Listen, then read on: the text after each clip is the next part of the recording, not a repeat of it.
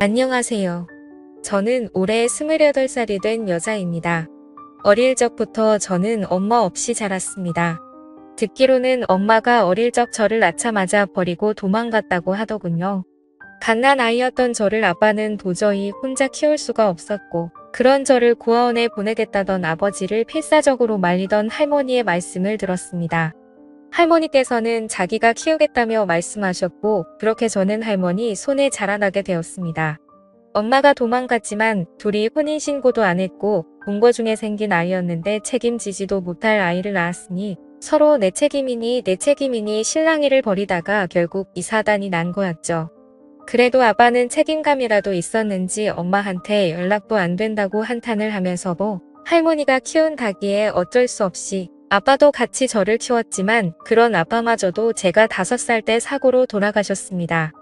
공사장에서 기계 불량으로 사고 나서 아버지가 목숨을 잃으시고 그 산재 보험금으로 할머니와 둘이서 살아왔었습니다.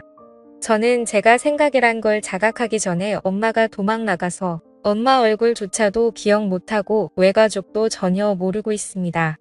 저에게 부모라고는 오로지 할머니뿐이었으니까요. 둘이서 생활하는데 다행 아닌 다행이라면 아버지의 사망 보험금이 있었고 할머니의 식당 보조일과 더해서 생활비를 메꿔가며 살 수 있었습니다. 그렇게 할머니의 도움으로 저는 중학교, 고등학교 과정을 마치고 대학교에 입학할 무렵 할머니가 노안으로 돌아가셨습니다. 할머니는 저에게 돌아가시던 날 말씀하시길 여태껏 살면서 더도 말고 우리 손녀 20살 되는 것까지 꼭 보고 간다고 압착같이 버텼었는데 더도 말고 우리 손녀 20살 되는 것과 막상 그쯤 되니 우리 손녀가 시집가는 것까지 보고 싶은데 못 봐서 너무 슬프다며 할머니가 없어도 꼭 훌륭하게 살라며 제 손을 잡으며 말하시던 게 아직도 기억이 생생하게 남습니다. 그렇게 저희 할머니는 돌아가셨어요. 저는 장례식장에 혼자 앉아서 할머니의 영정사진을 멍하니 쳐다보고 있었고 문득 이제 앞길이 막막하더군요. 저는 막 이제 20살밖에 안 되었는데 말이지요. 할머니는 돌아가시기 전에 저에게 주신 돈은 합비라고 챙겨주신 게 있었어요. 다행히도 서울의 국립대를 들어가서 학비가 그렇게까지 많이 들지는 않았지만 현실적으로 이제 앞으로 먹고 살 길도 막막했습니다. 저는 20살의 나이에 세상에 홀로 남겨진 이 고아가 되었으니 할머니의 죽음을 슬퍼할 겨를도 없이 할머니와 같이 살던 집에서 나와 조그마한 원룸에 들어갔고 아르바이트의 학업을 병행하며 학교를 졸업하기까지 5년이란 시간이 걸렸습니다.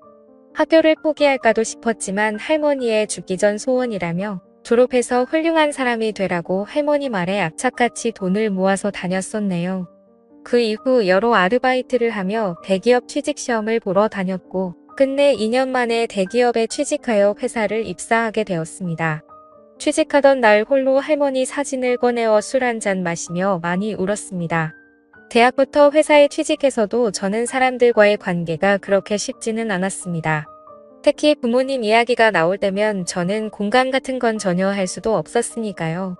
어릴 때부터 주변 사람들이 말하는 말 중 가장 싫어하는 말이 우리 엄마가 우리 아빠가입니다. 한 번도 불러본 적도 없는 그 말을 제가 어떻게 떠올리겠어요. 그런 인간관계를 어려워하던 저에게 회사 동기가 다가왔습니다.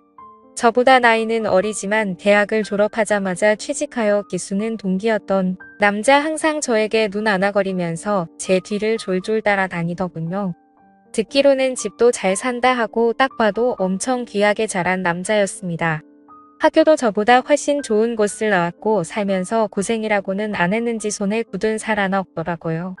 제가 동기 모임이나 회사에서도 잘 어울리질 못하고 있으면 언제나 부침성 있게 다가와서 저를 끌어다 놓고 챙겨주는데 정이란 게 무엇인지 점점 그런 동생이 듬직한 남자로 보이기 시작했고 저도 점점 끌리기 시작했었습니다. 그렇지만 저도 제 처지를 잘 알고 있습니다.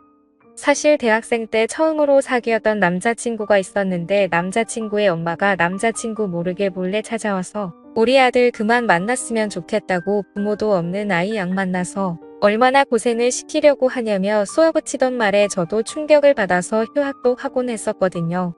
그 트라우마가 있어서 그 동기 남자에게 끌리는 제 모습에 또 겁이 났습니다. 그렇게 더 밀어내자 남자는 더욱 안달이 났는지 온갖 선물이며 말도 안 되는 억지를 부리며 데이트 약속을 잡는 등 저를 계속 설득하더군요. 그렇게 두어 달을 매달리던 남자가 계속 거절하며 밀어내었더니 알겠다며 자기는 이제는 지기 죽이는 여자들도 말고 페이그토록 싫은 가면 어쩔 수가 있지 않겠다며 하지만 후회 없이 매달리다. 이제 더는 원리인 하겠다며 자기도 이제는 자기 좋다는 여자들도 많고 내가 그토록 싫은 거면 어쩔 수가 없지 않겠냐며 하지만 후회 없이 매달렸다고 이제 더는 연락 안 하겠다고 하며 가는데 오히려 잘 되었다고 생각만 하던 그리고 회사에서 이제 저 말고 다른 여직원들과 잘 지내며 스스럼 없이 대화도 나누고 어깨도 털어주던 그 남자를 보게 되자 저도 이 남자를 많이 좋아하는 걸 깨달았습니다. 그래서 제가 연락을 먼저 하니 이제는 남자 측에서 시큰둥해하더군요. 반대로 제가 매달리게 되었습니다. 결국 저희 집으로 찾아온 남자친구와 제자 주방에서 술을 진땀 마시고 연인이 되기로 하였습니다. 남자친구는 자기가 그렇게 매달릴 땐 먼저 연락도 없고 연락해도 시큰둥하던 제가 다른 여자랑 이야기하는 모습을 보이니 발끈하는 걸 보고 일부러 더 그렇게 행동했다고 하더군요. 그리고는 이런저런 이야기들을 많이 나눴습니다. 제가 가지고 있는 불안들 때문에 남자친구를 밀어낼 수밖에 없던 점 그리고 그런 이야기를 쉽게 해서 직장에 소문나는 것도 안 좋고 제 약점이라 말하기도 그랬다고 네가 다른 여자한테 그러는 모습을 견딜 수가 없었다고 비난하다고 하자 남자친구는 말하길 자기 어머니는 그럴 사람이 아니라고 진짜 사람도 좋고 좋으신 분이라며 저를 안심시키더군요. 제가 남자친구 눈치를 보며 부모도 없는 처내과인데 괜찮냐니까 깐 오히려 그런 환경에서 혼자서 이렇게 성장한 게 너무 대단하다고 자기였으면 과연 가능했을까? 난 그냥 되는 대로 살지 않았을까라는 생각을 하게 된다고 그러면서 저랑 함께라면 어떤 힘든 일이 생겨도 둘만 있으면 다 이겨내지 않겠냐며 남자친구는 사실 그렇게 힘든 삶을 이야기 속에서나 들었지 극복한 제가 진심으로 정말 너무 존경스럽다고 하더군요.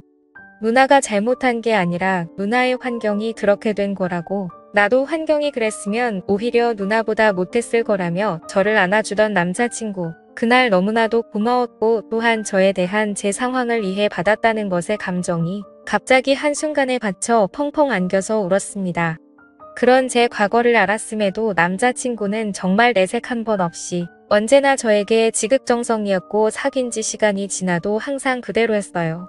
항상 주말이면 저희 집에서 생활하집기 하며 저에게 사랑한다는 말을 하던 남자친구. 저도 그동안에 힘들었던 제 인생을 정말 모두 보상받는 느낌이었습니다.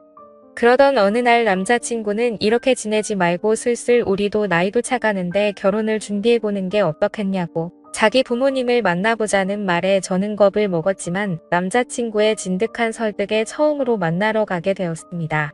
이렇게 처음 만난 부모님. 남자친구의 호언장담과 달리 아버님은 별말이 없으셨으나 예비 시어머님은 많이 날카로우셨습니다. 부모가 없다는 말에 고아원에서 자랐냐고 저에게 물으셨고 엄마는 얼굴을 본 적이 없고 아버지가 어릴 때 할머니 밑에서 저를 키우다 돌아가셔서 그 뒤로 할머니 밑에서 컸다고 말씀드렸더니 엄마 얼굴 모른다는 게 엄마가 돌아가신 거냐고 묻다군요. 그래서 저는 그건 아니라니깐. 예비 시어머님은 제가 들으라는 식으로 대놓고 남자친구에게 말하셨습니다. 어디서 저런 애를 데려왔냐고 여태까지 한 번도 속삭인 적이 없어서 너의 선택이라면 다 들어줬지만 이건 해도 너무한 거 아니냐고 저를 있는 대로 면박을 주더군요. 남자친구도 그런 엄마의 모습을 처음 봤는지 당황했지만 오히려 큰 소리로 저를 감싸며 저의 불우한 환경이 제 잘못도 아닌데 왜 그런 소리를 경우 없이 하시냐며 어머니랑 싸우더군요.